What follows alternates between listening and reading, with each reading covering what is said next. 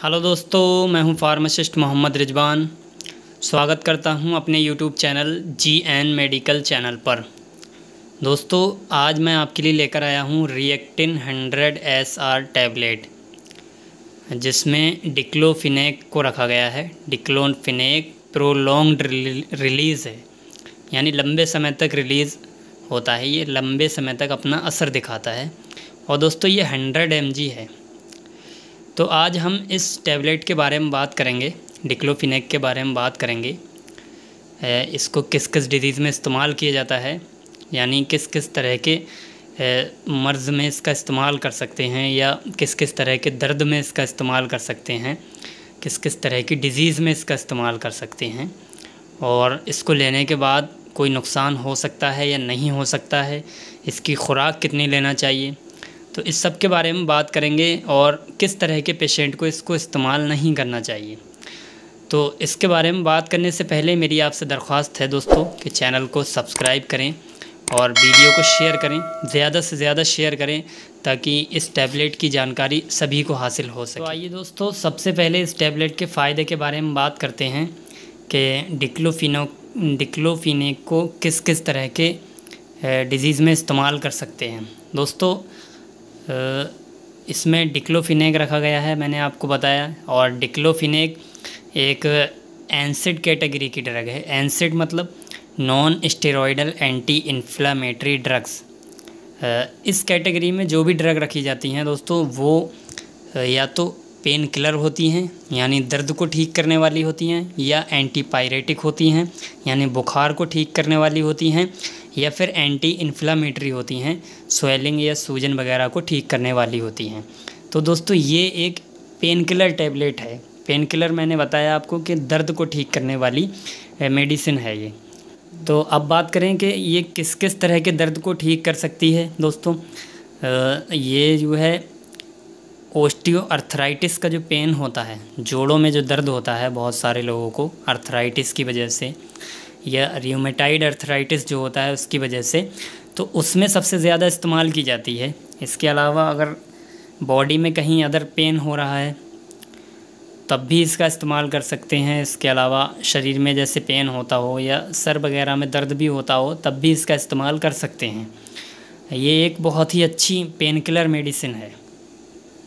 इसके अलावा ये स्वेलिंग को भी रिड्यूस करती है, यानी सूजन वगैरह को भी ठीक करती है। दोस्तों, ये इस टैबलेट के फ़ायदे थे कि किस किस तरह की डिज़ीज़ में इस्तेमाल की जाती है, और मैंने आपको बताया कि किस कैटेगरी में रखी गई है, और इस कैटेगरी की मेडिसिन जो होती हैं वो ज़्यादातर किस किस तरह की डिज़ीज़ में इस्तेमाल की जाती हैं, बीमारियों में इस्तेमाल की जाती हैं।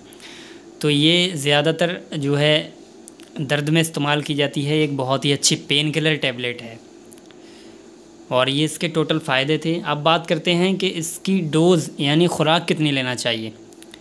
तो दोस्तों, ये 100 mg टैबलेट है। इसकी एक एक टैबलेट सुबह शाम ले सकते हैं आप।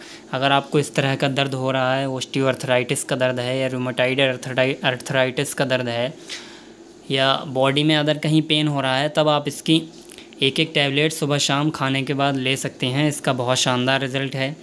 अगर दर्द ज़्यादा हो रहा है तो आप इसकी ज़्यादा खुराक भी ले सकते हैं, लेकिन ऐसे इस्तेमाल ना करें। इसके कई सारे साइड इफ़ेक्ट भी होते हैं। इस्तेमाल करने से पहले हमसे मशवरा ले लें, या अपने नज़दीकी डॉक्टर से सलाह लें, तब इस टैबलेट का इस्तेमाल करें। तो ये इस टैबलेट की डोज़ के बारे में बात हो गई कि कितनी डोज़ लेना चाहिए। अब बात करें किस तरह के पेशेंट को इसको इस्तेमाल नहीं करना चाहिए।